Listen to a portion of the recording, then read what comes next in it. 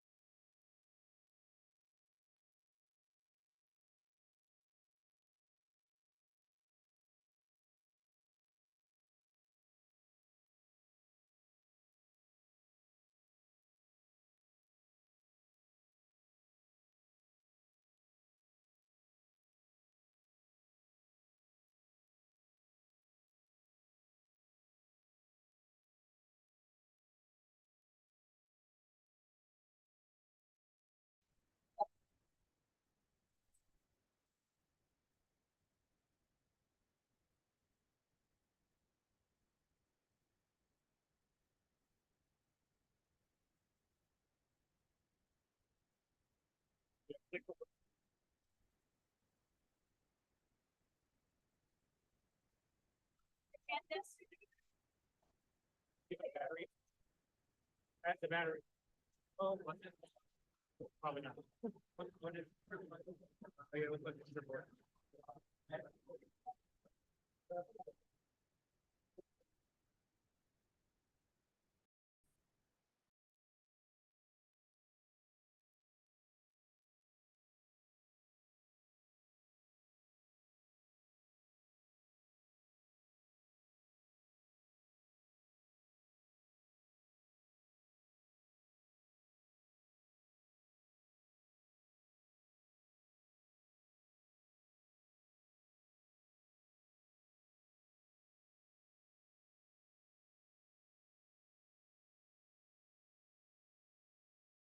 from POW camps.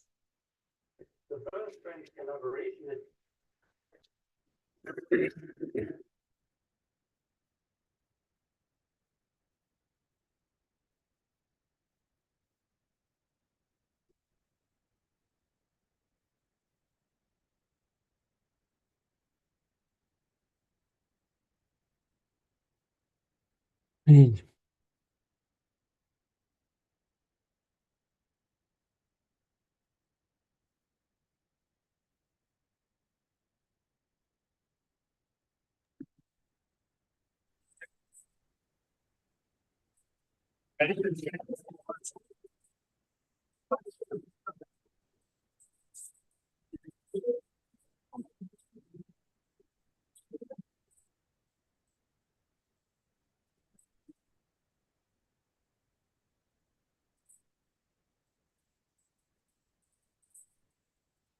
I'm listening that in there.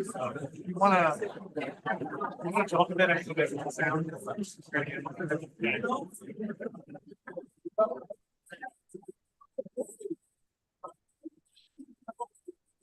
Yes, yes, yes. Yes. Yes. Yes, yes.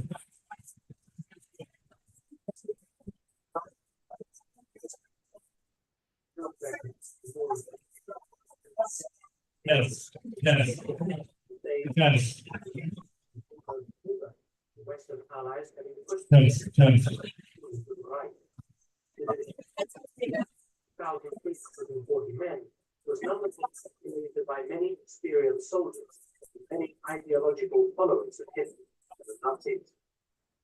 Sent to fight the advancing Soviets in Poland on the 25th of February 1945, it was badly mauled in Pomerania by elements of the Soviet First Belarusian Front. 2/3 of the division was killed or captured, with only a third managing to be evacuated. John Seymour, go ahead and mute. Sent to Reykjavik to reconstruct. Yeah. Welcome, everybody. Come on in, pull up a chair. Grab a mother. Mother's still there.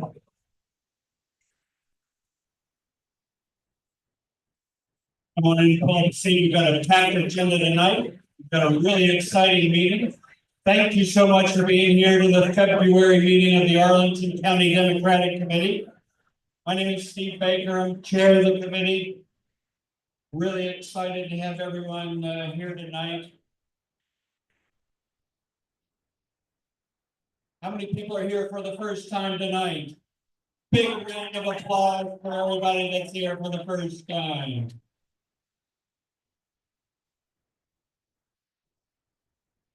Together, I know we can get this done. Next slide. So please feel free to mask up. If you're feeling any symptoms, you can, hopefully you're home watching us on YouTube Live. Social distance and wear your mask and whatever makes you the most comfortable. Arlington Democrats is an open and welcome community, so thanks everyone for being here. If you are a first-time person, we did have a volunteer sign-up sheet at the door. We'll pass that around as things get going, but please be sure to sign up before you get out of here.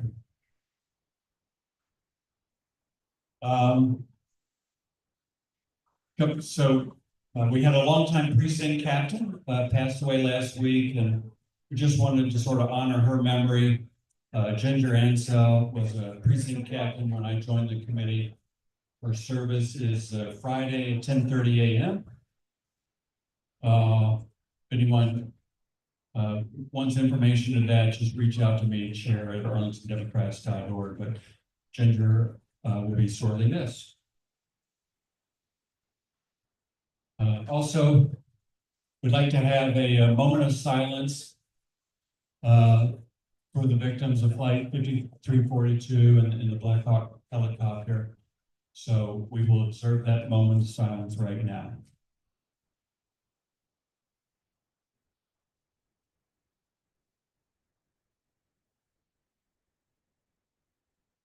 Thank you so much. Also, with respect to that tragedy, our deputy chair worked up a memorial resolution for the victims of that crash. And Paul, I'm going to let you read that right now. Memorial resolution of the Arlington County Democratic Committee expressing sorrow following the Potomac River mid-air collision. Whereas on January 29th, 2025, ESA Airlines Flight 5342, operating as American Eagle, collided mid-air with a United States Army Black Hawk helicopter over the Potomac River near Ronald Reagan Washington National Airport, resulting in the tragic loss of all 67 people aboard both aircraft. And whereas this disaster represents the deadliest aviation accident in the United States in over 2 decades and occurred in our Arlington community just short of Ronald Reagan National Airport, a vital hub serving our region. And whereas first responders, including Arlington County Police and Fire Departments, the Arlington County Emergency Communications Center, the Metropolitan Washington Airports Authority, District of Columbia Fire and EMS, United States Coast Guard, Maryland State Police, and other local, state, and federal agencies acted with extraordinary bravery and professionalism in their rapid response to the crash site, facing hazardous conditions such as freezing waters, strong winds, and low nighttime visibility. And whereas this tragedy underscores the critical need for continued investment in air traffic control staffing, safety measures, and aviation oversight to prevent future incidents from and protect the lives of passengers, crew members, and military personnel. Therefore, be it resolved that the Arlington County Democratic Committee expresses profound sorrow for the lives lost in this horrific accident and extends its heartfelt condolences to the families, friends, and communities affected by this tragedy. And be it further resolved that we extend our sincerest gratitude to the first responders and emergency personnel who demonstrated exceptional courage and professionalism in the immediate aftermath of this collision. And we recognize their invaluable service to our community. And be it further resolved that we urge federal and state officials to take all necessary action to strengthen aviation safety protocols, ensure robust staffing levels for our air traffic controllers, and prioritize measures that enhance public safety in our airspace. Can I get a motion to approve this resolution? Is there a second? All those in favor? Any discussion? All those in favor? Aye. Any opposed? Thank you. Thank you, Paul Ruiz.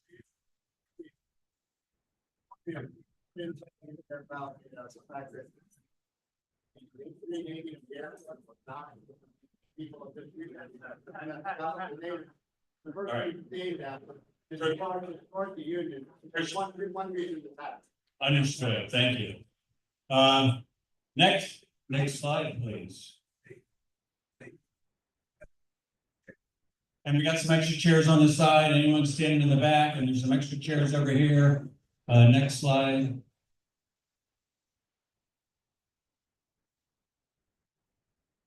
Again, got a packed agenda tonight. Yep. So Saturday we had the DNC had an election. There's a brand new DNC chair. Ken Martin is our new DNC chair, seen in the middle. Next slide. Yep. Big round of applause for Ken.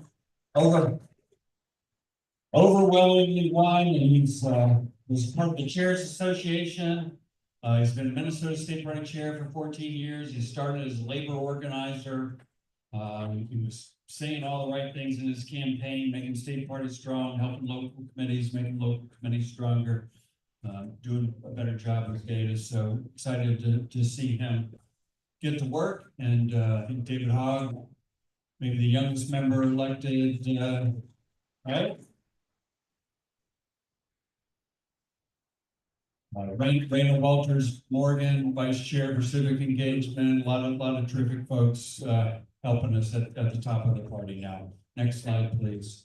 Also, we did just want to announce, this is not a vote item, but our joint campaign co-chairs for 2025 are going to be Commissioner of the Revenue, Kim Klingler. I see in the back of the room, Kim. AYD Vice President Austin Locke, I know is here. Austin, thank you so much for your service. And Democrat extraordinaire Yen Moon, where's Yen? Thank you, Yen. Next, please. Let's see, Mark Teal became our voter support chair at our last steering meeting. I know Mark's here. Congratulations, Mark. Back in the room. Voter support does a lot of terrific work with early voting poll reading, voter registration. Mark had a lot of great ideas at our last steering meeting, so looking forward to all that he's going to do. The next ones are voting items. So our BBD chairs, Maureen Walsh, Andrew Etheridge, Chen Ling is joining our tech team, Sue Walton, voter support, Roger DePauls, and Jorge Rogachevsky, voter support vice chair, voter registration. Do I have a motion to approve? Is there a second? All those in favor say aye. Any opposed? Congratulations to our new officers. Also, I would be remiss if I didn't point out that now is the time to join our Roosevelt Obama Society as our sustaining donors program. I think it pays for close to half of our operating expenses throughout the year. For as little as $15 a month, you can become a sustaining donor for Arlington Democrats. Just scan that QR code. You can also find it on our website. Membership gives you discounts to some of our events. We have a summer picnic. We're bringing back a lot of the benefits to Roosevelt Obama. So please, everyone, do scan that QR code or visit our website. We really do rely on those funds. Before we start bringing up speakers, I do want to kind of speak to the moment. I know this room is just packed full of people tonight. I know we're all thinking the same things and feeling the same things. So much has been going on the last couple of weeks. Great nations operate by the rule of law, and this nation operates by our U.S. Constitution. It's our defining document. It enumerates our rights and freedoms and defines the roles and responsibilities of the different branches of our government.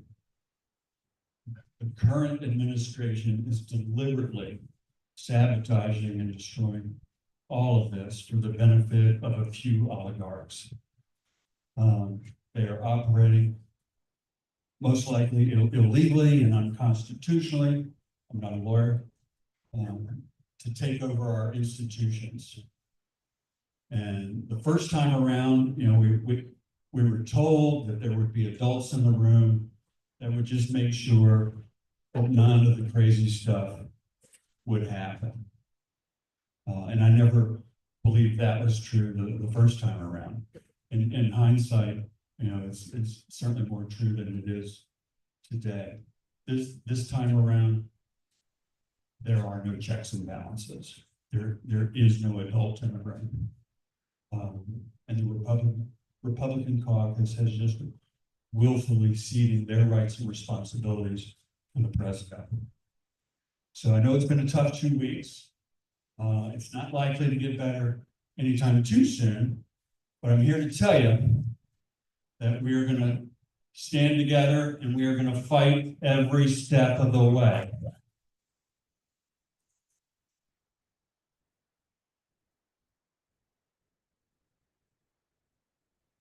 We have a plan, and we are not going back. One, we're going to first and foremost look out for each other. We're organizing a number of socials. Our deputy chair is going to speak to that in a second. But look out for each other, protect one another. Secondly, organize as our local committees do. We're going to work to win every election up and down the ballot this year, inside Arlington and out. And three, yes, resist all of the unlawful and unconstitutional actions of this administration every possible way we can. Let me,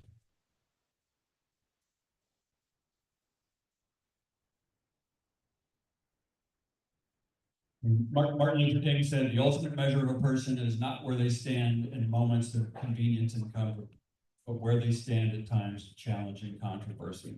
This is our moment, and we are here to meet it. So thank you, everybody, who showed up today. Next slide, please. So I'm going to have our deputy chair speak real briefly to building community. Thank you, Mr. Chair. I don't know if I can be as eloquent as that. That was terrific. Steve asked me to talk about building community, but the first thing that comes to mind is the fact that many in our community are hurting right now. We are a community of federal workers, immigrants, LGBT people. We are one united community, and one attack on one of us is an attack on all of us, and we will resist that.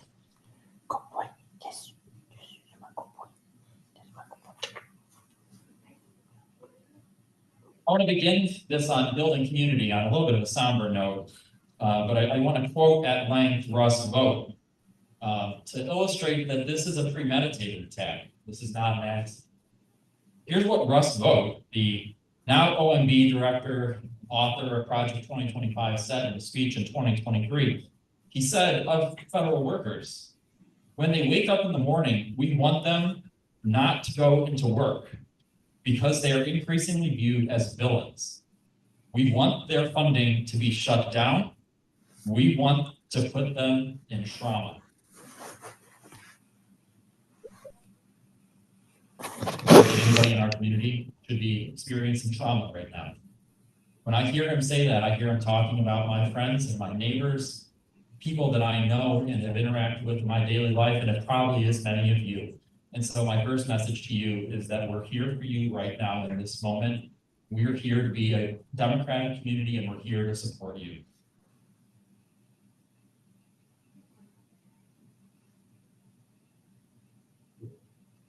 So, build community. My first point here is we're in this together. You know, even if you're not a federal worker, I hope you care about the federal workers. Even if your current status isn't in question, you're not worried about a knock on your door. I hope that you do care about those people that are worried that there could be a knock on their door.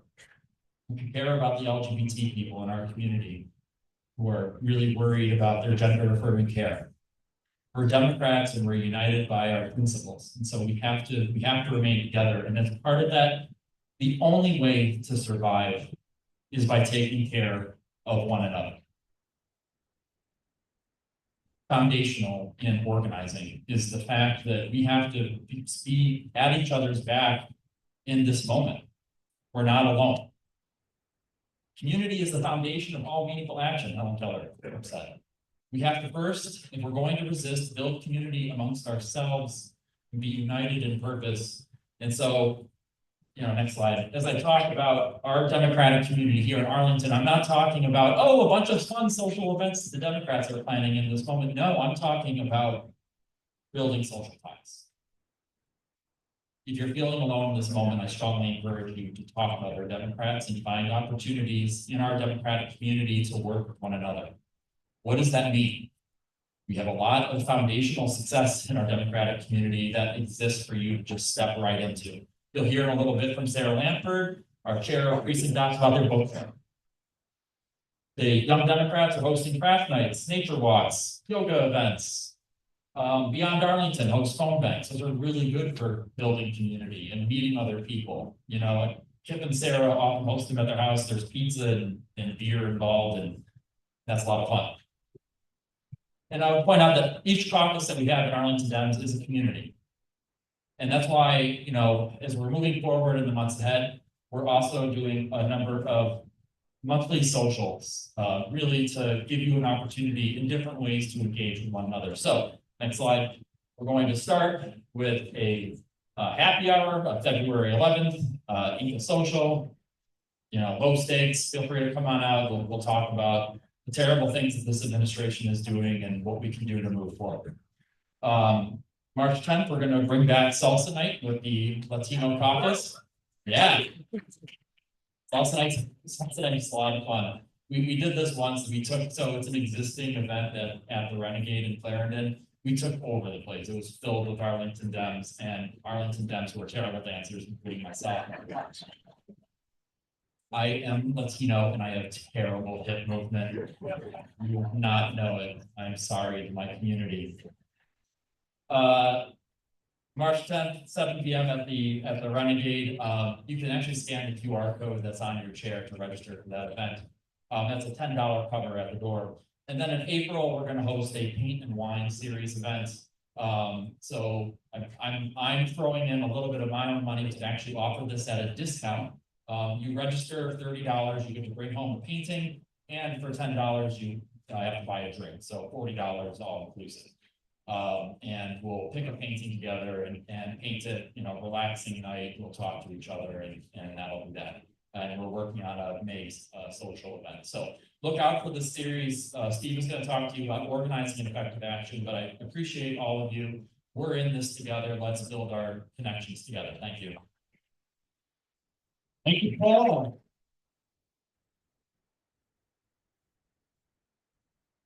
All right, next slide.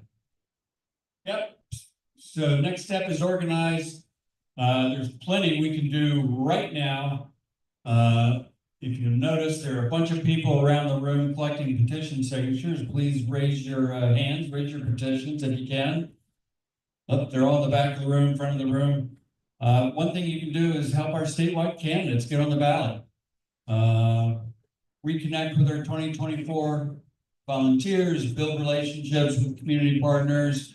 Our Beyond Arlington team is going to be working on a Wisconsin Supreme Court race. Our voter registration team is working on registered new voters. And I think next week or 2 weeks is the Field of Heritage Festival. So a lot of things coming up, a lot of ways to connect with the community. Next slide. Join us for all these great events. Third, last but not least, is resisting this administration. Next. Right? So important. Stay informed, stay engaged, call out the misinformation, call out the lies and the horrible policies of this new administration.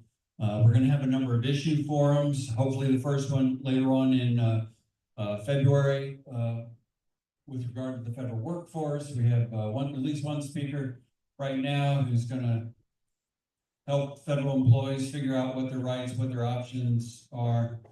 We're going to do one on immigration, and hopefully, maybe one addressing inequities with the LGBTQ+ community.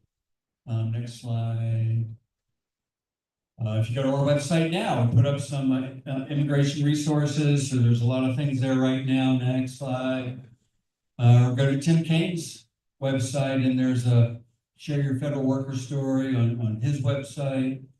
So reach out to your elected officials, reach out to Arlington Democrats. We'd love to work with you. The other thing you can do, we've got boycott and boycott. There are a lot of companies have said they're sticking with diversity programs. Some companies are starting to peel away from theirs. Costco, Apple, JP Morgan, Ben & Jerry's. Thank goodness Ben & Jerry's on the left. Sadly, Amazon on the right, McDonald's, Meta. Let your dollars speak for you. Next slide, please. One other announcement. So we did, Maya Jones did step down from our 8th District Committee. So we have a seat open on the 8th District Committee. This is open to any member of the Arlington County Democratic Committee who is a female or non-binary person. We're going to have an election at our March meeting, which will be at Lover Run. If you want to run for that seat, just reach out to me at chair@arlingtondemocrats.org and let me know you're interested in filling that seat. Next slide, please. All right, now, for the person who you're really here to hear from, let me welcome up Hi, Congress, Congressman Don.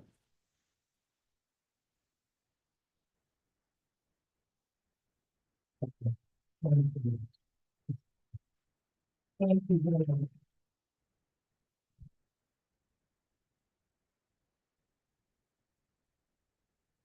Only one thing is Donald Trump good for, because he really gets great turnout in Arlington every communities. Yeah. There was a surge of civic engagement 8 years ago, which we're seeing again now, and thank God, because we're going to need it. I've just come from the visual we did for the airplane crash, which was just about 1 week ago in an hour. And I just want to thank virtually all of the Arlington County Board came and be part of that. It was a really nice, quiet ceremony of memorial. I also like to take just one personal privilege. One of my closest friends, who was my field director, my deputy campaign manager back in the days when I was running statewide in '89 and '93 and '97, 1, 2 out of 3, is the good Carl Eggleston sitting over there behind Robert Platt.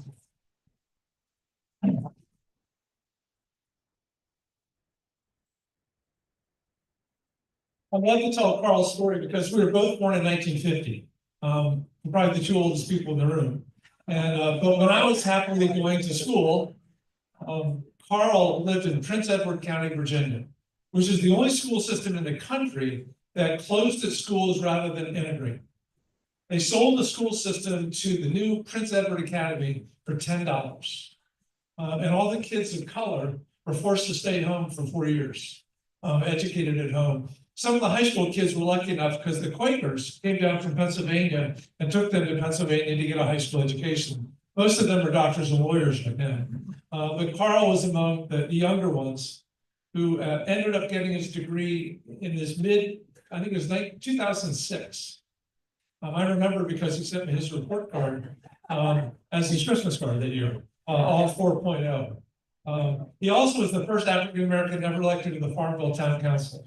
Which is very cool.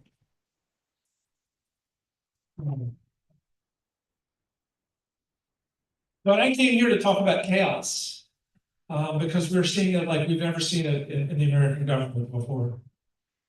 I often go back to Montaigne, who wrote a couple of centuries ago that the most certain sign of wisdom is cheerfulness.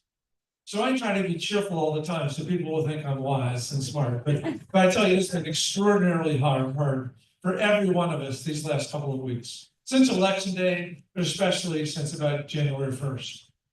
I don't even know where to start, but let me, without twisting the knife, let me just hit a couple of the worst things of the last couple of weeks. The pardons, where he pardons 1,600 people, including people responsible for the deaths of 6 different police officers, at the same time that he's firing FBI officers and Department of Justice attorneys for doing their job.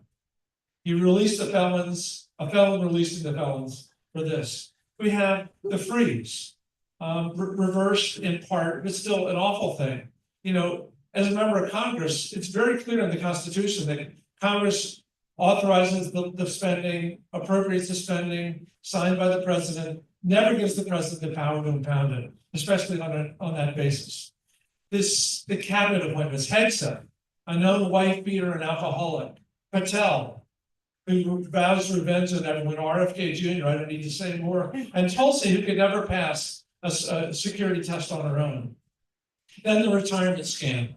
I know there's 20,000, 24,000 people who've taken it. I'm not a financial planner, but we know that the money's not even been approved yet, much less promised. Plus, anyone who thinks they can trust Donald Trump to pay their bills is got to be kidding themselves. And then there are the tariffs off and on. You know, our 3 largest trading partners are Canada, Mexico, and China. So we pick on our 3 largest trading partners. I don't know what he's going to do to Western Europe, but it's just insane. And there's USAID. We're seeing enormous amount of pain, as Paul mentioned, in Northern Virginia, and especially in the short run with all the USAID contractors who've been cut off. They're bringing many of them home, the USAID full-time people who are put on permanent furlough, and there's much more to come. We understand HUD's coming tomorrow. They asked for all the CIA people to resign, take the deal. They're trying to destroy the federal government. Education department's coming in the next couple of days. And then maybe worst of all is Elon Musk, a neo-Nazi from South Africa, surrounded by his 18-year-olds, taking over the payment system. A guy not elected, not vetted, certainly not endorsed by the Senate, who now has access to our personal identity information, our medical records, our bank information. And we've got legislation to stop it, but we're in the minority, the minority, the minority. There's just so much bad stuff. So, but let me pivot, because as Michelle Obama famously said, do something. And it is up to every one of us to do everything we can think of to change this. I confess, my phone's been ringing off the hook, and I like to go to bed with no emails every night. I think I'm 600 behind right now. With people saying, hey, buyer, what are you doing? We're doing lots, but it's more important than what I'm doing is what you're doing in every little and big way. What we are doing, though, is we have 25 lawsuits already filed. It'll probably be 30 by tomorrow. If you want to see what they are, go to justlegislation.com. It lists all the different lawsuits that are out there. We don't have status as individual members of Congress to file the lawsuits, so they're being done by outside groups like Democracy Forward, and then we're doing amicus briefs. But we need to rely on the courts, at least as a first defense, and hope that Donald Trump won't take seriously that he can't be prosecuted for any crimes and have him ignore the courts. The good news is in the last administration, he didn't ignore the courts. We just have to pray to do all this time either. There's press conferences. We did a little one every day. There was one at NTU yesterday. They're happening all across the country. And all of this is the idea of we have to move public sentiment. The American people have to be scared and angry and demanding change. And as long as people are just sitting back and saying, oh, it's the federal employees, who cares? That's going to make a difference. But every one of us is responsible. Jen Rubin had the wonderful idea that we need to flood Blue Sky and Meta and Instagram and anything we're on with our passion, with our anger, with our determination. Well, lots of, met with the school superintendents yesterday morning from Arlington, Alexandria, Falls, and Fairfax to get them ready for the ICE raids coming to their schools, to help them understand what to do when so many of the kids don't come to school because they're afraid of what's going to happen to their parents, their brothers, their sisters. We meet the immigration lawyers and the NGOs later this week, and I know your county leaders are doing the exact same thing, because we need to provide as much support for those people that are at risk of being deported as possible. We allegedly hate communist administrations and Venezuela, so we're going to send 300,000 Venezuelans back to Venezuela. It's just insane. But then probably, and I've been signing letters all day, not that the letters do anything, but at least it gets it on the record. But the most important thing from my perspective, from the little tools I have, is they haven't passed a budget yet. And they can't pass a budget without Democrats. There's way too many presidents. They've got the freedom caucus, they got the races, they got people on the bubble that won by 0.1%. It's 217 to 215 in the House. And they have to compromise with us. They have to start working with us. And then there's the debt ceiling. We hit the debt ceiling last month in January. We're operating right now on so-called special measures. But once again, there's no way they can get a debt ceiling passed without lots of Democratic House in the House and the Senate. So we're doing, and by the way, send us your ideas. That's an incomplete list. Talking with Hakeem Jeffries this morning, we are mobilizing every one of us in every way we can to resist, and do that. So then let me pivot quickly. The next important thing is we are in politics. Politics is our most important tool. So we absolutely have to win Abigail Spanberger for governor. And a great lieutenant governor and a great attorney general. And please let me know, Arlington is the most important jurisdiction in the state when it comes to winning statewide elections for Democrats. As you know, we're getting 80% for Joe Biden, 80% for Kamala Harris. We need an 85% for Abigail Spanberger, which means I know we get incredible turnout and the Democratic committee is really strong, but we still what we can do that next 10% or 20% in precinct operations. Many of you know, I believe the most important job in politics is the precinct captain. Because when you do your job, we win elections at a really big pace. By the way, we really need to re-elect Patrick Hope and Alfonso and Adele. But when it's 51-49 right now, it can be 55-45 or 56-44.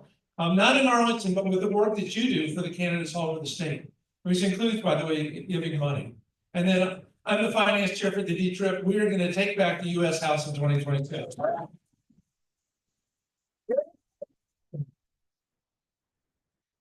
We do not need to this time, like in North Carolina, in that immoral, illegal redistricting, we the majority right now. But I'll tell you, there's a lot of people like Lawler from New York, and Siscomani from Arizona, and Schweikert from Arizona, and Van Dorn from who's the guy from crazy guy from Wisconsin? Derek. Anyway, he's fun. I'll help him. But let me just finish though, because I think the most important thing for us, though, is to stay courageous, not to be fearful, and to stay hopeful. We can grieve, we can comfort, we can have compassion and empathy for the people that are directly infected by this. But we still have to remember that the wisdom, the oldest piece of literature in humankind is Gilgamesh, where the summed up in the simple phrase, all things will pass. This will pass too. Those of us like Carl and I and Charlie Conrad remember World War II, the Cold War, Vietnam, 9/11, the Great Recession, COVID. We got through all those things. We will get through Donald Trump also, but we're going to have to do it together. And if we begin as close as possible with ourselves, with our family, with our community, the Democratic community, making this as strong as possible. This is still a federal system. It's not all federal government officials and presidents and cabinet secretaries. It's our state government, it's our county government, it's each and every one of us. I'm so proud to represent you, and thank you for being a wonderful, wonderful people.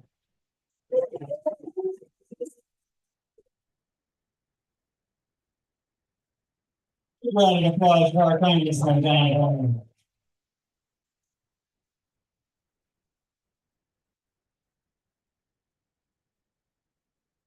We got time for a couple questions. If someone has a question for the congressman, I see a hand over here. Gabe? Yeah, Congressman, what I would like, it's not a question. On March 14th, you're gonna vote on a budget. Don't get weak-kneed and bend to these guys. The time for bipartisan is over. And if we have to.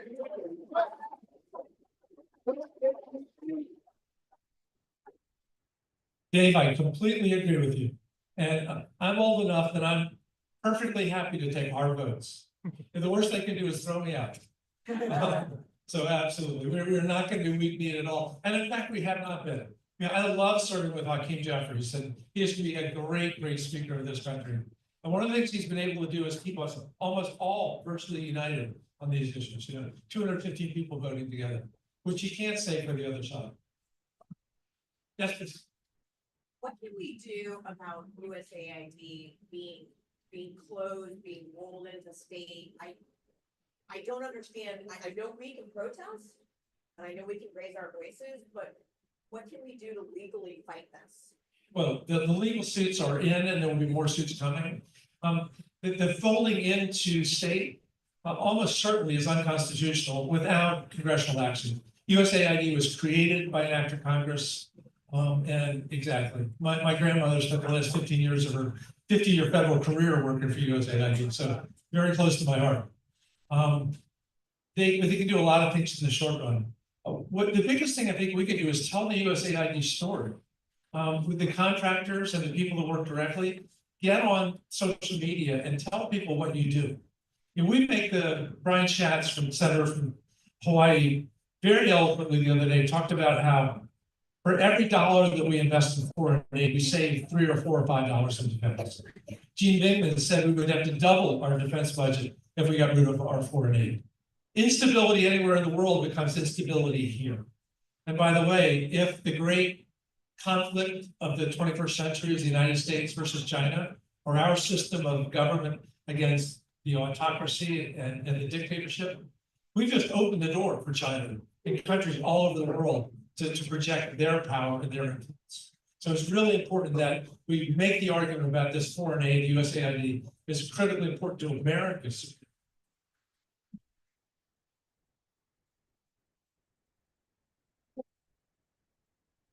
Meg Flores.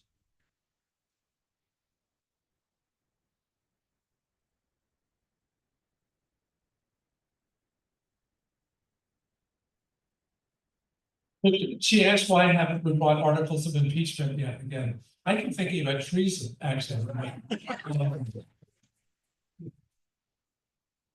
Meg, to be completely authentic, above my pay grade at the moment. I know it's been suggested, Al Green especially, who's done a bunch of articles of impeachment, brought it up.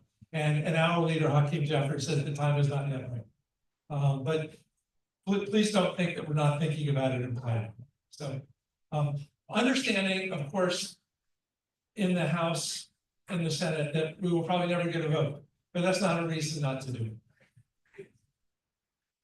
Yes, please. We're right across the river from Washington, D.C. Have great opportunities to protest and resist. But we're gonna start getting arrested any day now, if we haven't already. Will the party be providing any legal assistance for those of us who get arrested protesting? I'm not in charge of that, but I would think that we should. And the party, you were thinking DNC, you were thinking Arlington County Party, like DBVA. I think we need to be part of your community and support you in any way we can. So I would say, yeah, a lot of lawyers. By the way, we are trying to build a bank of pro bono lawyers to support our immigrant families that need them, and the people that have gone after them by Cash Patel Department of Justice. Because it's what's really disastrous. You take somebody that was, say, a lawyer on the January 6th committee that they go after, and all of a sudden they've got to take out a mortgage on their home just to defend themselves. We're trying to avoid that in any way we can. Chris. Hi, Congressman. First, I want to say thank you for voting no on the Lincoln Riley bill. Thanks, Chris. That was an important vote, and I was disappointed that we lost too many Democrats who did it because they were afraid. How rally the Democrats, especially here in Virginia, to follow along our other Democratic brothers and sisters across state lines? Well, I feel like a personal failure that we lost a couple of brand new Virginia Democrats voted wrong on that. So we decided to double down and make sure that everyone is fully prepped before those votes. And also just reminding them that you don't lose an election over one vote. You don't have to be so afraid that just because you're in a tight seat that you vote your conscience and somebody's going to beat you. I learned years ago on tough issues, just do the right thing, because then you believe in it and you stick up for it.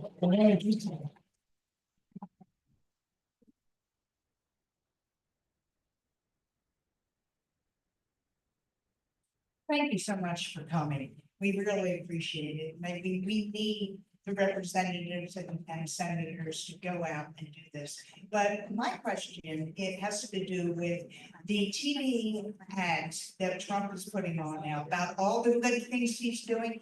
Do we have any money to counterbalance those and put them on Fox TV or the Super Bowl? But I think we need to get out what he's doing wrong. And I think it needs to be in our face every single day. I think Jeffries needs to be on all the time, whether it's Facebook, whether it, whatever, wherever it is, on the radio, on the TV. Schooner has to do the same thing. I just don't think we're out there enough. And I think we need to be more out there. So whatever. I very much agree with you. Two quick points. Number one is, the House was out last week, but we had the ranking members meeting this morning, the full caucus meeting. One of the clear messages was don't turn down any opportunities to go on TV. That every opportunity that we have to get that message out there, we should. And then part two is, yes, I've heard the Trump ads, they're terrible. They're wasted here. We are now spending a good money for our candidates in the swing states, places like Mike Lawler in New York or Ken Calvert in California. These aren't household names, but these are Republicans who won by less than 1%. We're running ads there. We're not running ads in the 8th district, the 11th district, or Jamie Raskin, but they're out there in the places where we think we can win. All right, we got a big meeting tonight, so I know he'll stick around, but we're gonna have one more question for the congressman. Yes, ma'am.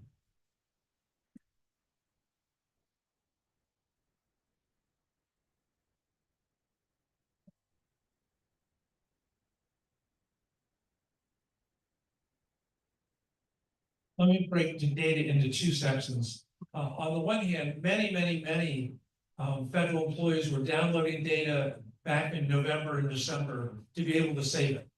Terrified that their websites were going to be wiped out, that the data is going to be wiped out or just not made available again. So, and a lot of it's true with a lot of the scientists. I won't pick at any agencies, but that they didn't want all that stuff lost. On the other hand, one of the most important things we're trying to do right now is shut down Elon Musk and his band of very young men. And I'm hoping, Trump's now walking things back, like we're really not going to rebuild Gaza and resettle 2 million Palestinians to Egypt. I mean, just crazy stuff. So he suggested today that Musk has got to get away from any of that data. And we're just going to keep pushing as hard as we can and using the courts to the best we can. But again, I never want to confess to impotence, but we have to overcome our sense of powerlessness by doing every idea we can possibly pursue. Thanks for the question. And back to the full agenda. Big round of applause for our congressman. Thank you for being here tonight.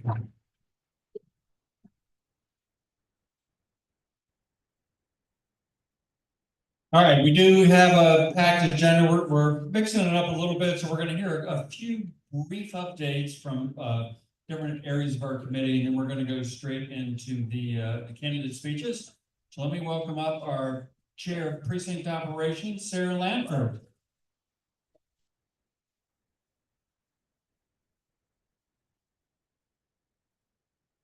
Thanks, Steve, and big round of applause for Congressman Don Beyer from Maine. Who is mad as hell right now? I'm really mad. Who's a little scared? I'm really terrified. But what makes me feel really, really good is knowing that I live in a place where our elected officials care about each and every one of us and will do everything in their power to counter the craziness that's happening just a few miles away. A lot of them are here tonight, so if you see them, say thank you for all their hard work. Do not envy them right now.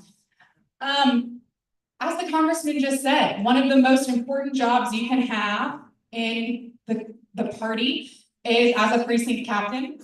And you're probably wondering, if you're new here, what do precinct captains do? If you are looking for a way to channel your rage into something that is tangible, might I suggest you join us in precinct ops? We are responsible for turning out every last Democratic vote come November. And we could not have a more important election at stake than the one that's happening in 2025 right here in Virginia.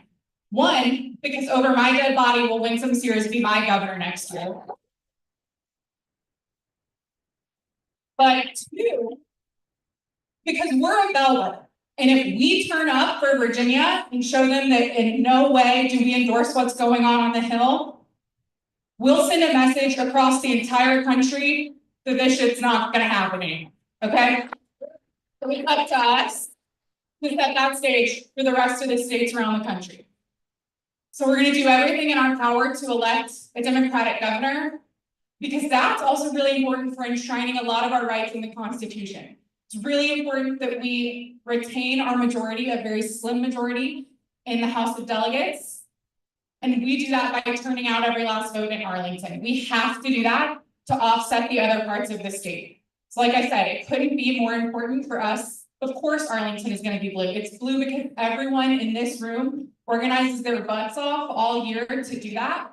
But that matters for people all across the state, because other parts of the state are much better than we are. So it's really, really important. So with that, if we could go back a slide, we are welcoming 2 new precinct captains, 2 precinct ops. If I can get a motion to elect Patrick Costanzo to precinct 130, Green Valley, and Alex Manna to precinct 101, I would appreciate it.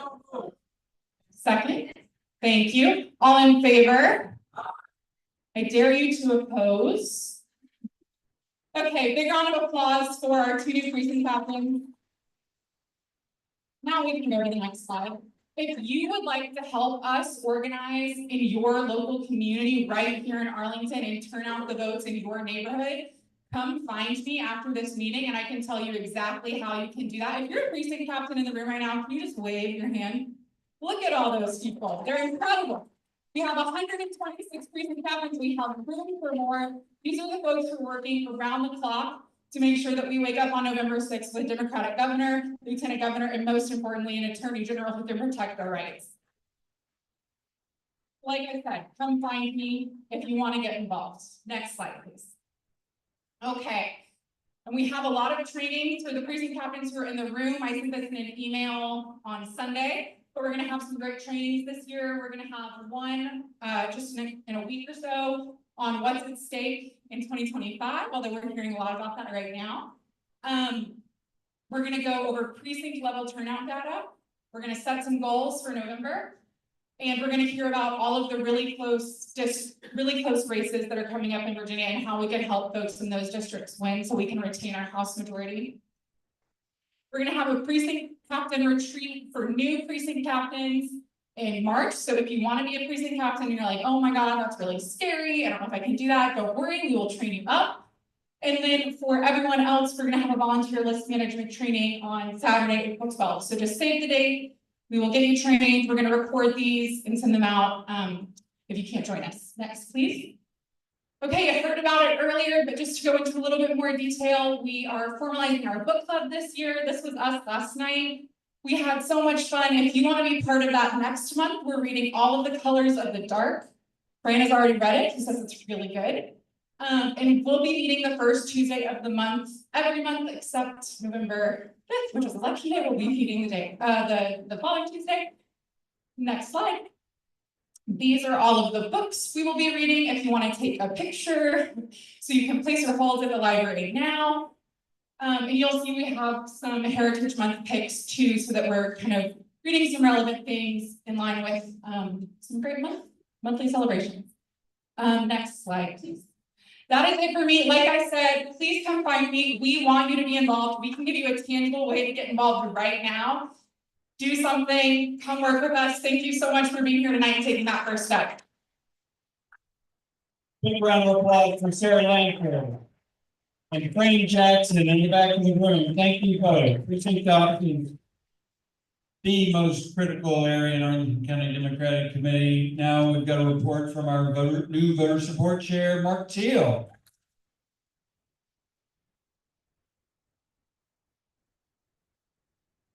Good news is I don't have any slides and I'm only going to take up 1 minute of your time. But I do want to thank you very much. Earlier tonight, you approved 2 new vice chairs in voter support, and they're crucial to the work we do. We have a new vice chair for voter registration, a new vice chair for rides to the polls.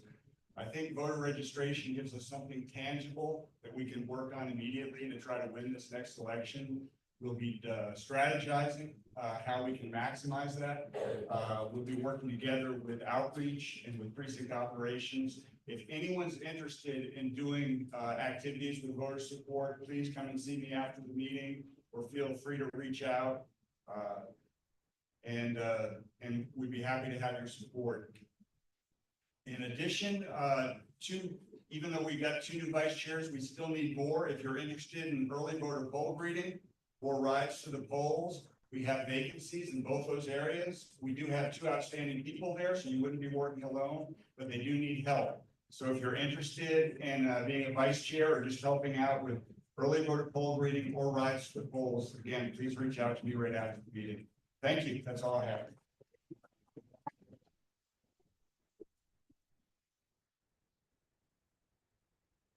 All right, thank you, Mark. Next, we're gonna bring up our outreach group, co-chair Brian Coleman. Come on up, Brian. All right, good evening, Arlington Democrats. First, I want to start, give yourselves a warm round of applause for being here. It means that you're in the fight with us, and we're so excited to have you here tonight. First, I'm going to present for outreach. Chair Zach Linnick was unfortunately not able to be here, but we have a very packed agenda. So first, I want to start off by wishing everyone a happy Black History Month. And a happy Lunar New Year. Please next one.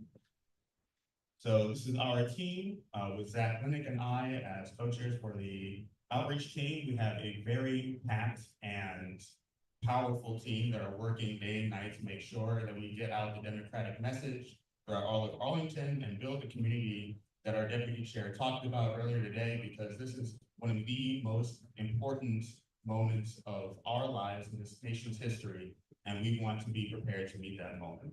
Next slide, please. So I just want to go over briefly some of our events so you have an understanding of what we're going to be doing today. So first, we've got our February 6th Labor Caucus monthly meeting. It's going to be virtual with our chair, Keith Willis. So he has a lot of great information about labor unions and the fight that they're trying to take to the Trump administration, as you all know, with the variety of harebrained schemes that the administration is attempting to crack down on our rights not only to organize, but to have safe employment. Next, we have on February 12th, an Asheville Immigration Forum at Greenbrier Baptist Church. We're trying to figure out the time for that right now, but I'm currently reaching out to some of the coordinators to make sure that we have the accurate time, but the date is correct as of today, I believe. So as soon as we get that information, we will update that and circulate that with all of you so that if you want to attend, you'll be able to. Lastly, we have on February 22nd, we Feel the Heritage Festival from 12 to 6 p.m. at Drew Elementary here to celebrate Black History Month. I will be participating as well at the stand for my third year in a row. Being at the Feel the Heritage Festival is a great time. I really enjoy some of my favorite things in Arlington every year. Please come out, show your support. There's gonna be plenty of vendors, great music, great food. So I really hope you're able to make it. We have a few vacancies, one for our Equality Caucus Chair and Disability Caucus Leadership Board. If you have any questions on wanting to fill any vacancies, please reach out to the outreach team. But for a moment, I do want to pass it over to one of our outreach chairs, the Disability Caucus Chair. Thank you so much. Hi, I'm Daniel Davis. I'm Disability Caucus Chair, and how many of you heard what President Trump said was responsible for the crash at Reagan National? Yep, DEI, and in fact, he said hiring of people with disabilities as air traffic controllers. Fact check. There are no air traffic controllers with intellectual disabilities. So, I mean, that's the first point. Second point is, right now we're seeing lists in terms of what things will not be funded in terms of research. And among the prohibited words that we're hearing from the National Science Foundation, you will not get funded if you mention disability or disabilities in grants. So that's why I'm here to basically say we need you, everyone in the community, to speak up for the disability community. Those of you who have family, friends with disabilities, now is the time to get involved. We'd love to have some of you come out and join us at our caucus meetings, where we meet on the third Sunday of the month at 2 p.m. virtually. See me afterwards for information, but we definitely need to channel some of this energy, and people with disabilities around the country right now are very scared, and really we're not expecting to be at the brunt, but here we are. Thank you for your time. Maynard Davis, thank you, Daniel. Maynard does extraordinary work for the Disability Caucus. Now I'm going to bring up our two newest school board members, Kathleen Clark and Zariah Tapia Hadley.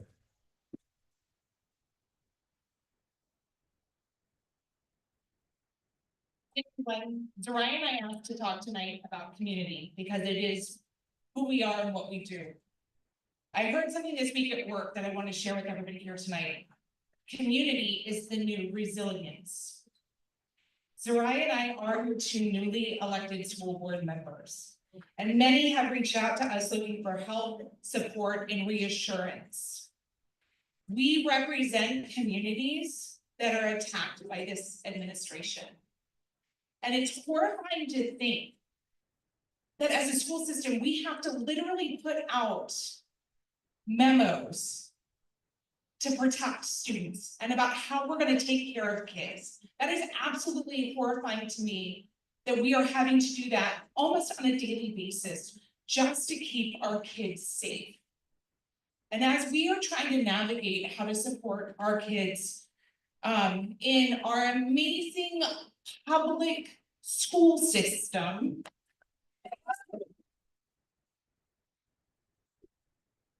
I have two asks of you before I turn this over to Zariah. I ask that you help model what an inclusive environment and supportive community looks like, because our kids are watching how we're handling this, and it matters. Our kids need to see, and we have some future APS kiddos here now, but you know, our kids need to see us doing the right thing. So demonstrate how to get involved. Check in, make sure people are okay. Those are little things that we can do. They take time. They are free otherwise. They just take your time. So if you have that time to donate, please get involved and join committees. I am a liaison to JFAC along with Susan Cunningham. Please join JFAC. We have openings. Join the PTAs and help our public schools be successful so that we can resist.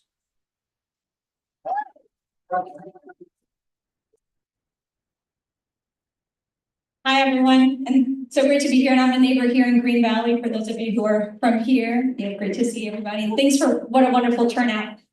Kathleen mentioned resistance, and one of our amazing Dem electeds earlier this week talked about how resistance is really just friction. So when you think about resistance, just think of community. That puts friction into the gears trying to split us apart, right? Standing up for each other, that puts friction into the gears trying to tear us apart. Running for appointed or elected office does it too, which takes me, yes, please volunteer. Help ACDC, do all the things. We have some incredible candidates tonight running for school board, and I want to congratulate them. Thank them for running. Thank them for running as Democrats. Can we get an applause for that, please?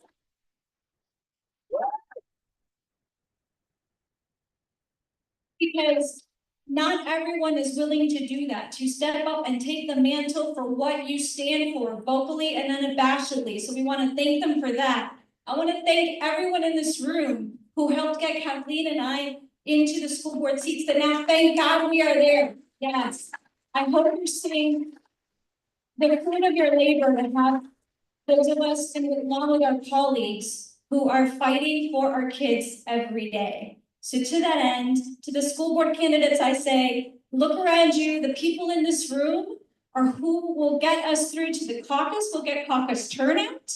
We'll then get the candidate that is Dem endorsed through to November for the win, because we have to win from the school board to the governor's mansion. Yes, am I right? Okay, we have to win. It's not an election. And let me just take you a quick, one thing I really want to bring to everyone's attention, take you to the summertime. Once we have the Dem endorsed candidate and candidates, the school board is a caucus, and you will hear things like, I really don't like the caucus process, it's unfair. Or you will hear things like, well, I'm a Democrat, but I don't like the label. Or, well, I'm an independent thinker, so are we. Now, the reason this is so dangerous is because we don't have any time for this nonsense right now, right? No, we don't, we really don't, thank you. Number one, running for an office, an elected office is inherently political. These days, being human is inherently political. There are only two organized parties right now. And only one of them is fighting to keep public education and believes in that and human rights. Think of that.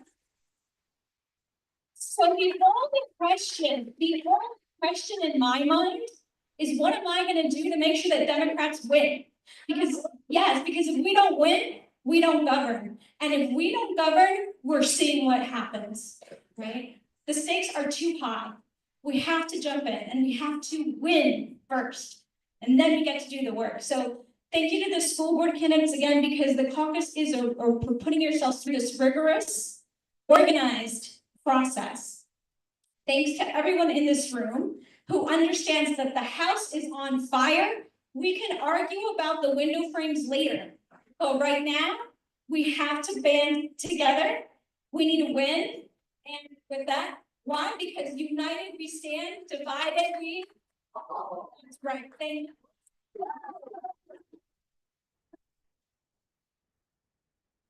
Right. Right, happy to have you. Thank you both. All right, we're going to bring up our AYDs. I did want to mention something about the school board process. They are announcing the candidate. Voting is, we have a virtual voting option. So please keep on the lookout for that. Registration is going to open up around the first week of March for that process. But let's get to the Young Dems. So let's see, next slide. So we had our January monthly social. We had a great amount of people show up. They were at the boardroom, played board games, and yeah, like Steve said, developing community. That is going to be a large focus for the Young Dems this year, to create safe spaces of comfort for us as we go through this difficult time. And then we had our agenda where we went over our policy apps that we're currently putting together to send to our state delegation and also to the Arlington County Board for the upcoming budget cycle. Okay. If you are a Young Dem, you still have time to contribute to our policy platform. Next slide is going to have a QR code if you'd like to scan. It's just a quick brief survey. And that's also available on our link tree on our socials. All right. And then we have Jesse O'Hara, our membership director. Well, retention. Yeah, so we're really excited to celebrate Black History Month with a trip to the National Museum of African American History and Culture this month. We've reserved 25 tickets, and I believe we're at about 10 or 12 registrations so far. So we're hoping to reach our max capacity for that event. Next slide. We're also hosting a happy hour at the Caldi's in Crystal City. Caldi's is a Black-owned business that we're very excited to support this month. Overall, the Young Dems are trying to encourage more social activity, community building opportunities. We'll be doing more quarterly based planning so that we can think long-term about how to build that community. But if anyone has any ideas or businesses that they think would like to host our Young Dems, please feel free to reach out. My email is recruitment@arlingtonyoungdems.org.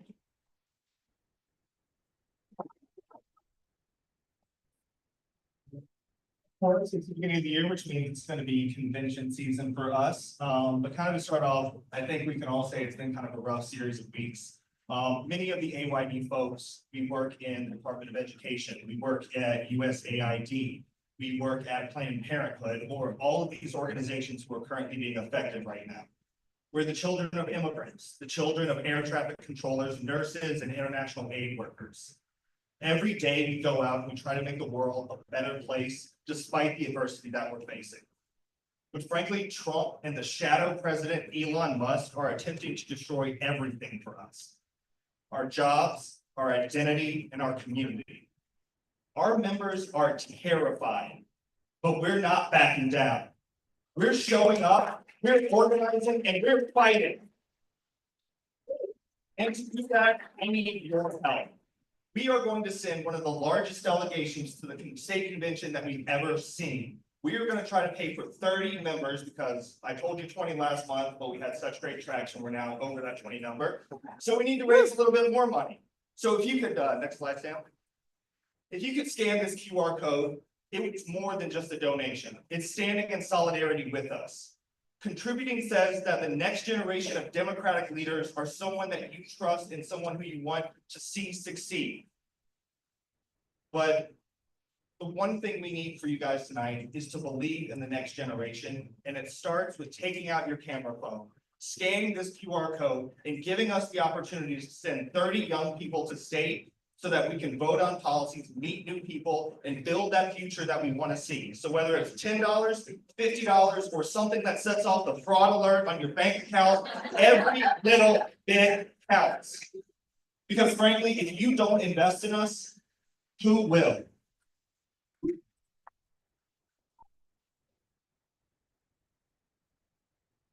We'll leave the QR code, you go back to the previous slide. We'll leave this for those who want to donate. If you prefer to write a check, come either find me or Austin after, and we can get that from you. And it took a free personal privilege to say why I'm still in this fight. As an autistic child, I was told by a school system funded by a Republican administration in Virginia that no, you can't. No, you can't graduate high school. No, you cannot be a leader. No. Straight no for all my life until Tim Kaine came into majority. And since then, every time the Democrats have been in control power, it's been, yes, you can do that if you want to put the work to it. And that is the reason, even, spending 2 months knocking doors for Kamala, getting called everything but the child of God, but by right-wing psychopaths on Twitter, I am still here. We will continue to be here. We will fight for this country.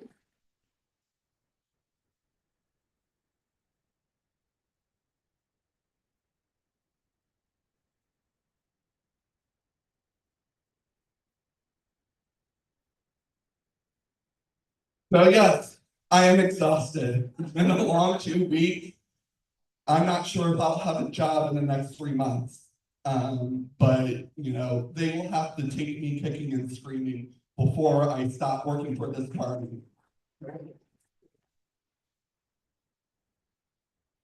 And what you can do right now, mobilize.us is the source for democratic action, not only here in Virginia, but across this country.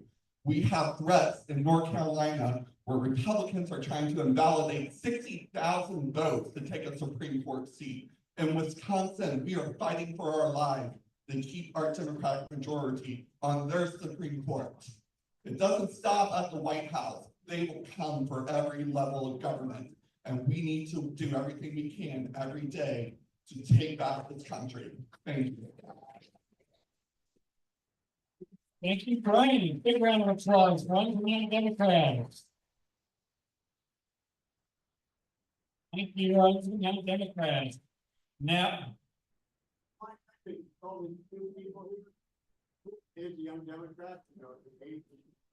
Yeah, leave that to Brian. So I think 35 is the cutoff. Yep. 35 is the cutoff. They've got a website. Please join. They do a lot of great stuff all throughout the year and a lot of great campaign events. Also, I'll give a shout out to our t-shirt folks at the back of the room. If you want an Arlington Democrats t-shirt, I know we've got some available back there. Now let me bring up our Beyond Arlington chair, the incomparable Pip Malinowski. Thank you, everyone. I'll ask you, Chair of Beyond Arlington.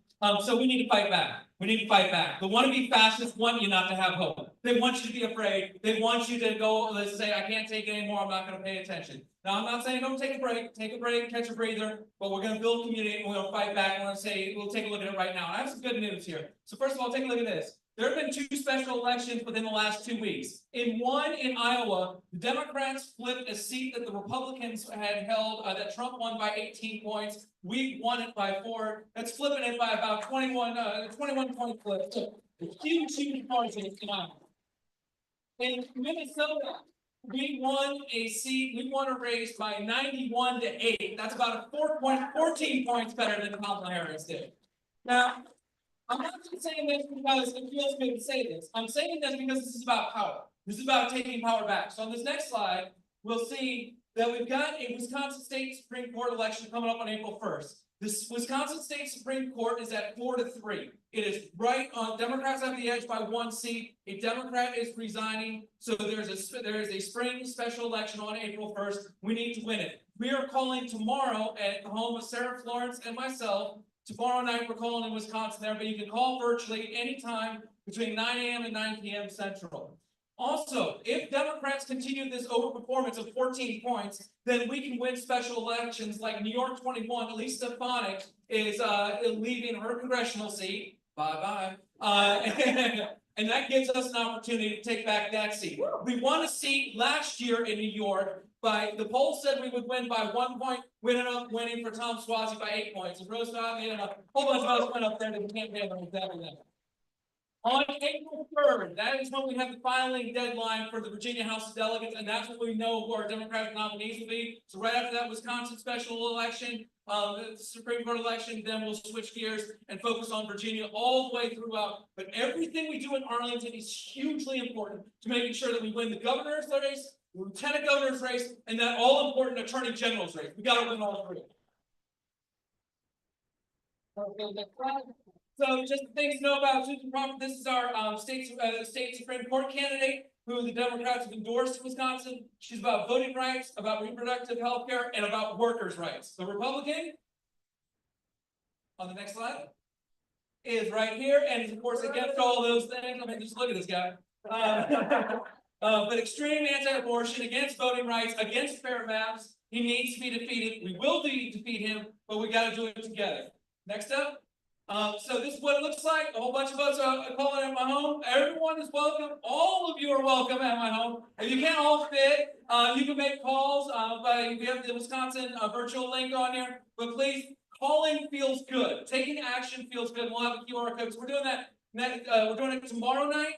We're going to do it Tuesday, February 18th, February 27th, and as we get into March and April, we'll start really ramping up. But this is going to be a big thing. And right now, New York 21, we don't have the volunteer page up yet for our Democratic candidate who was just chosen. As soon as it comes live, we will get that up and we'll start calling New York because we can give Don Byer one more friend in the House. And the next slide.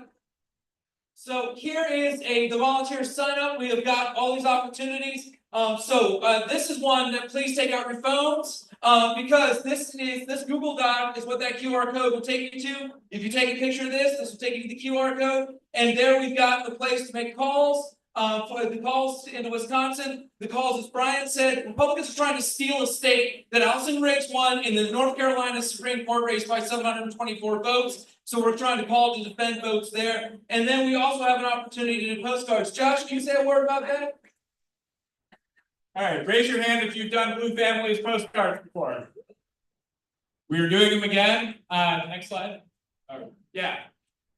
Is that the postcard one? Yeah, it's there. Yeah. Yeah, so we're doing postcards for Wisconsin. Arlington Blue Families will be doing postcards all year, including for Abigail Spamberger and the House of Delegates races, all the things that Kip was talking about. And we're also, if you're new and you brought if you have kids, or I see a couple of people who brought their kids, that's great. Come talk to me or find us on Facebook, Arlington Blue Families. We're going to be planning kid-friendly events to make sure that the resistance is a family-friendly event. Thank you. Thanks, Jeff. And that's all, folks. Please join us. Thank you, Kip. All right, now we've got a few candidates that are going to announce tonight. First up is candidate for Attorney General. And I want to welcome up my very good friend, Commonwealth Attorney from Henrico County, Shannon Taylor. No good week. Democrats. Boy, this is how you run a Democratic committee meeting, right? I mean, first of all, this presence here is unbelievable. And I am so glad that the engagement is also palpable, and that is amazing. So I just want to say thank you to Steve, appreciate to be here. I know it's been a long night, but this is a very important pitch I'm getting ready to make to you, because I've heard now several times the ending of a statement of, and the importance of the Attorney General. So I am Shannon Taylor. I am the Commonwealth Attorney in Henrico County, and I want to be your next Virginia Attorney General. Now, we've been talking about the importance of the Attorney General, because what we do know is that who is the AG is going to determine whether or not women are going to have protections for reproductive rights or not, or whether or not we're going to be able to protect our children in the schools, keeping the barrage of ICE agents barging into our schools or not. Or whether or not the policies in that Project 2025 manual that we all talked about last year and becoming policy or not. Now, Arlington Dems, we right now have a Republican Attorney General, Jason Miyares, who is going to run for re-election, which is why it is absolutely critical that we have the absolute strongest, best Democratic candidate to defeat him in November.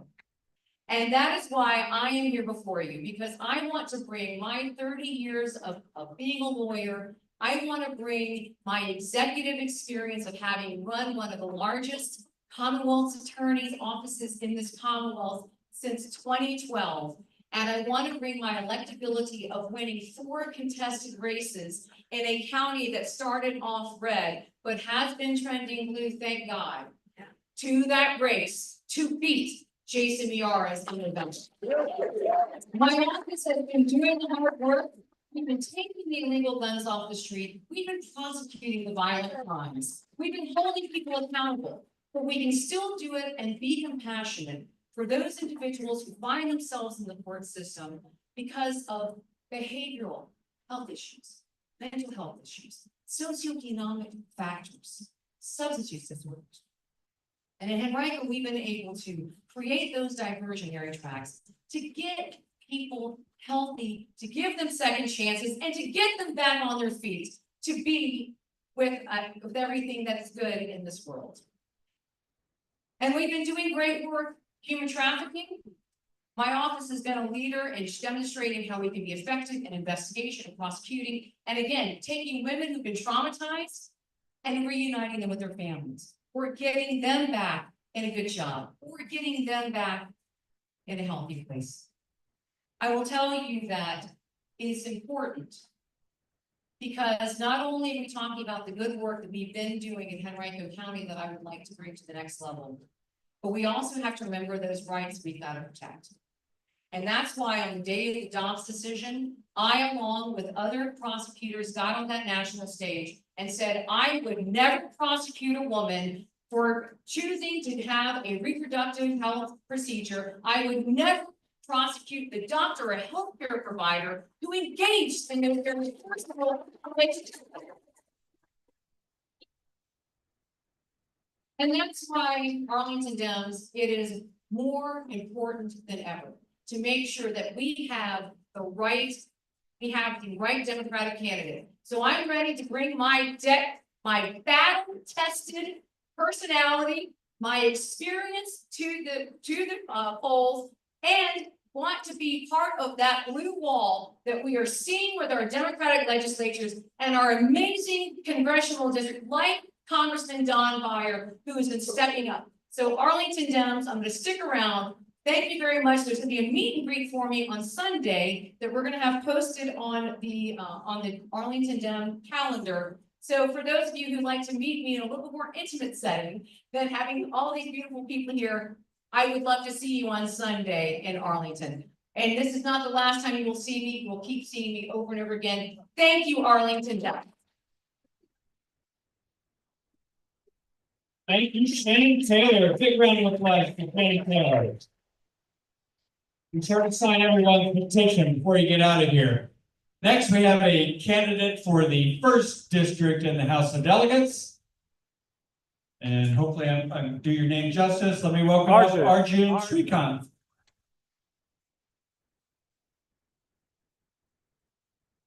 Hey, everybody. Wow, what a great line from Congressman Byer. Do something. That's why I'm here.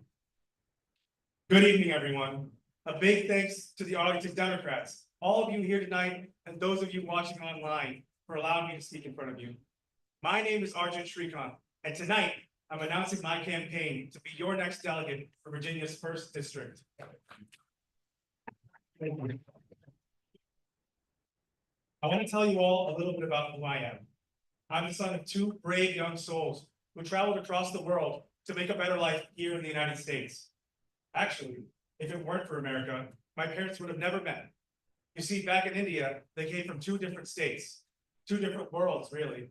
And it was only at Georgia Tech where they could have fallen in love and made me. I was raised all across this country, from Tennessee to Texas. After I graduated from Rice University, I moved to Arlington and settled down in Boston, where I began my career as a software engineer. I am so grateful to live in Boston. It's where I was able to start my life, find a loving girlfriend, and buy my first home. It's more than just a place to live. Arlington is my chosen home. Today, I'm running for office because this moment is personal to me. If someone like Donald Trump would have had their way 30 years ago, my big sister Pooja would have never been a US citizen, and I wouldn't be standing here right now. I'm doing this for my family and all those like them who leave their homes to come here to dream and to hope. But in this critical moment, we must do more than hope.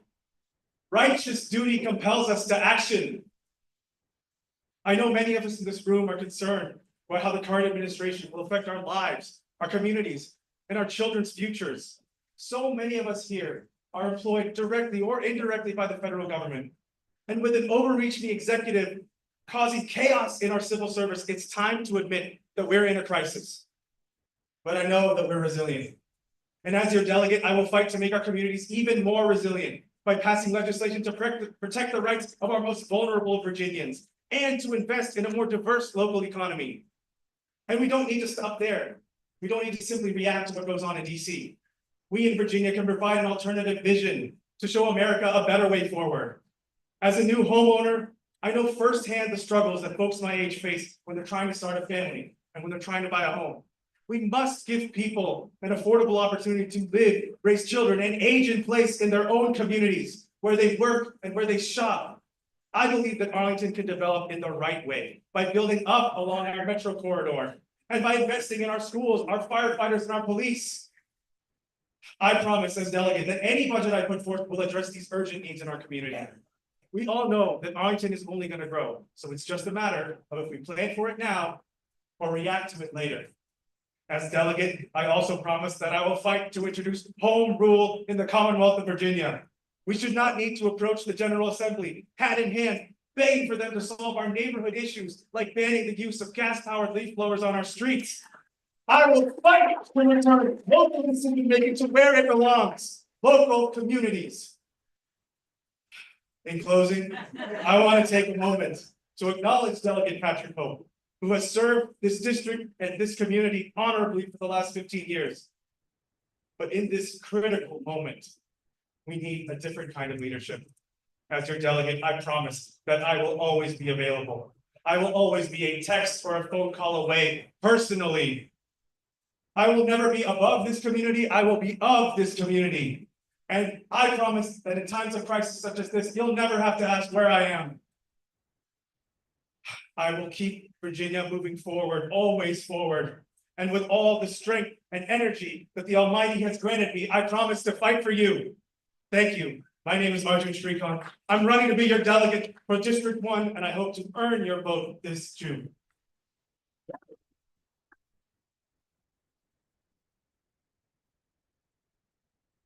Thank you, Arjun. Big round of applause.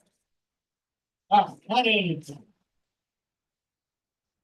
right, next we have two people announcing for our open school board seat, as Mary Adair is not running for reelection. First, we have an introducer, our Commonwealth attorney, Marissa Dagani Tafti. Introduce Mark Ryan.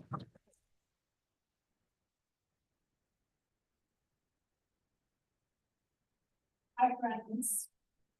It is my absolute pleasure on this first week of Black History Month to be the first to publicly welcome fellow Progressive Democrat, Arlington school parent, and community leader running for our next Arlington County School Board member, Monique, or as I know her, Mo Bryant.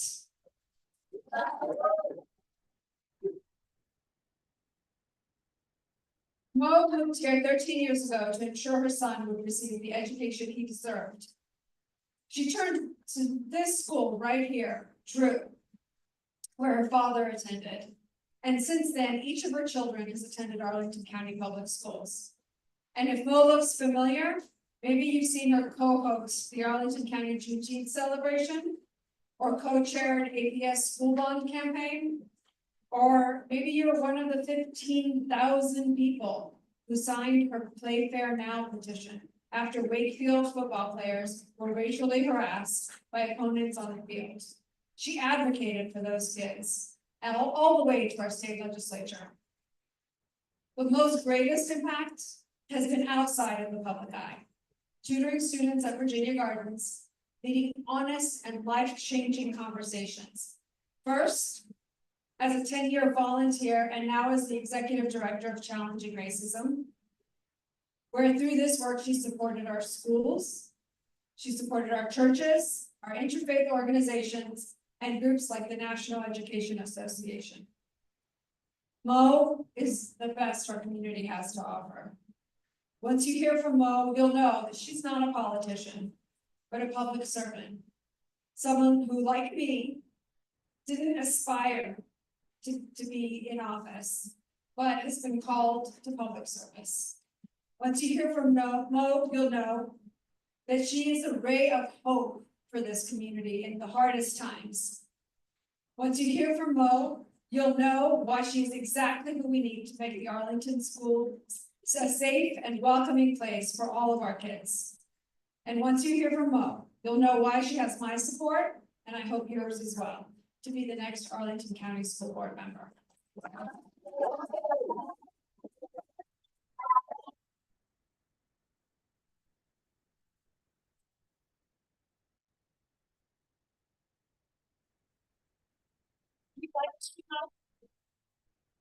Thank you so much for your kind words and for your support. My name is Monique Bryant. Most of my friends here call me Mo. And if you're a Democrat willing to fight, you can call me Mo too. Serving children and our families is a sacred responsibility, and it's not one that I take lightly. I believe it takes grace, advocacy for all, and a willingness to truly listen to make a lasting impact. Dr. Martin Luther King Jr. asked us one simple yet powerful question. What are you doing for others? His words are a reminder that service isn't something we just do. It's who we are. Tonight, I answered Dr. King's call. I humbly and with great excitement announce that I am running for the Arlington School Board.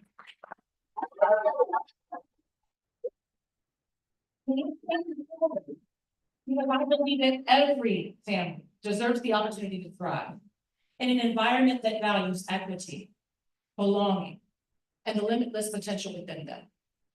In our current climate, our Arlington community needs an APS leader whose core values are grounded in empathy, engagement, and excellence. We must lead with empathy. Every voice, every community in Arlington is valuable. We must show compassion and foster an inclusive, supportive environment where people are not only respected, but truly understood. We all know that APS is all about engagement, but we need to translate that engagement into action. True engagement means elevating voices we don't often hear from to ensure everyone has not just a seat at the table, but also a voice at the table. People are you spending too much time talking to us rather than listening. Through my work at Challenging Racism, I know how to lead the difficult conversations that help us break through to real progress for our community. And finally, we must all commit ourselves to excellence, to helping every student and every staff member, no matter their challenges, no matter their title. They deserve the right to thrive to the best of their potential and to ensure they have the resources they need to excel. But we will not get there without empathy and engagement. We Democrats have been tested, really tested over the last 3 weeks. And the anxiety in our community and in this room is palpable. But right here at home, right here in Arlington, we can continue to embrace our values. So let's keep pushing forward, serving with purpose, and doing the work that it takes to uplift each other along the way. I'm ready to support our students and our staff and our community. And I hope you'll join me on this journey. My name is Monique. Again, if you're a fighter like I am, you can call me Mo Bryant. And I'm asking for your support, your dialogue, and your vote. Please visit my website at moforschoolboard.com. That's MOE for schoolboard.com. Join us, donate, or attend our first fundraiser on March 2nd at the home of Mary Hines. Thank you. Thank you, Monique.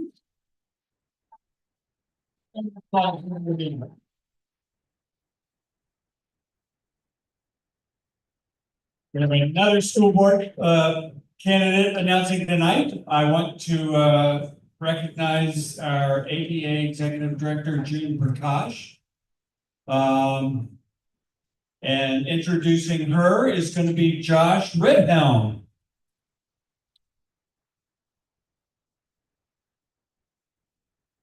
Good evening, everyone. My name is Josh Redhelm. I am proud to be an APS educator, and I am proud to introduce June Prakash for Arlington School Board. June is currently serving her second term as president of the Arlington Education Association, where she has rebuilt the reputation of our union. She led the union to ratify the most comprehensive collective bargaining agreement out of any school district in the Commonwealth of Virginia, making us an honorable union. She has overseen membership growth and has advocated tirelessly for both our educators and our students. Having spent 2 decades in Arlington, June worked in data management and mental health before joining Arlington Public Schools, and she will continue to fight for our students and educators so that everyone enjoys teaching and learning in Arlington. I am happy to introduce our next school board member, June Prakash.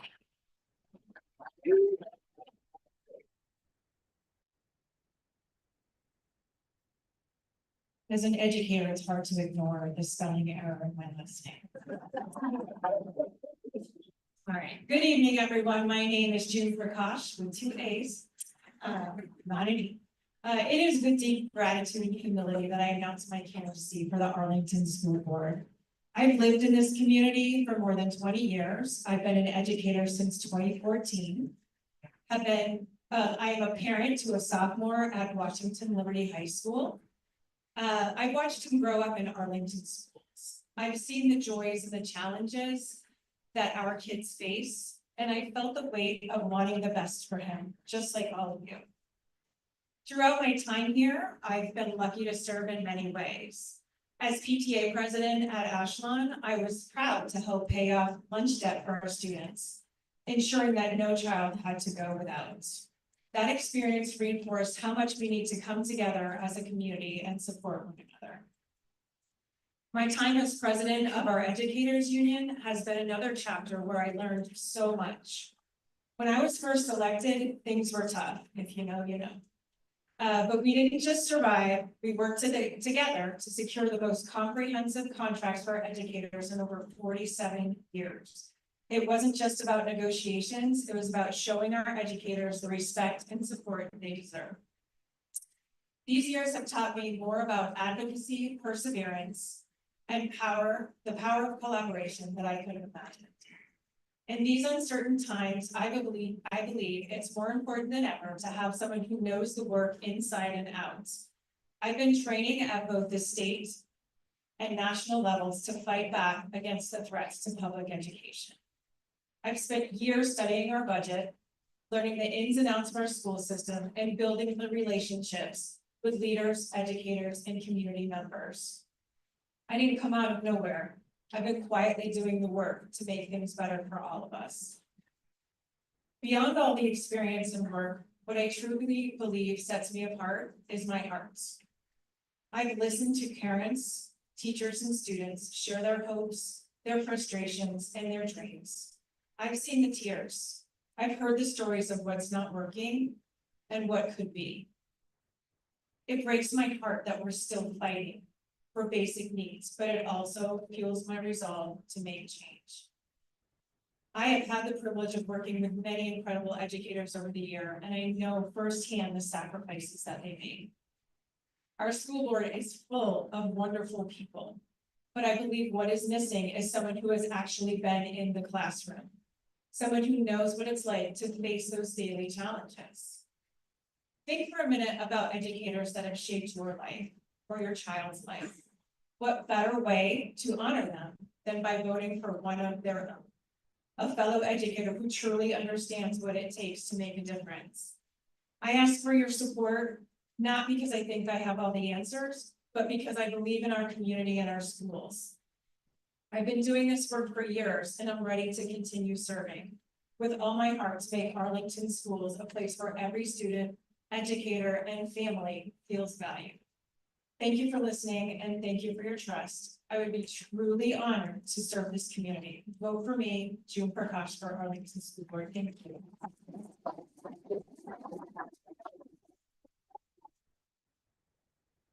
Thank you, June. Big round of applause for June Prakash. Thank you for all the work you do on behalf of the ADA. Folks, are we at the end? Well, we moved it around. Okay. Yep. Thanks so much for being here tonight. If you're new, please sign our volunteer sign-up sheet on your way out, Sarah. Come back, go back and see Sarah Lanford if you're interested in being a precinct captain. The best job anywhere. Meet next month, March 5th at Lever Run Community Center. Got a lot of great work we're going to be doing, hoping to elect Democrats up and down the ballot. Thanks. Happy hour on Tuesday. Seniors lunch next Tuesday. Featuring one of our lieutenant governor candidates, Victor Salgado. Thanks again, everyone, for being here.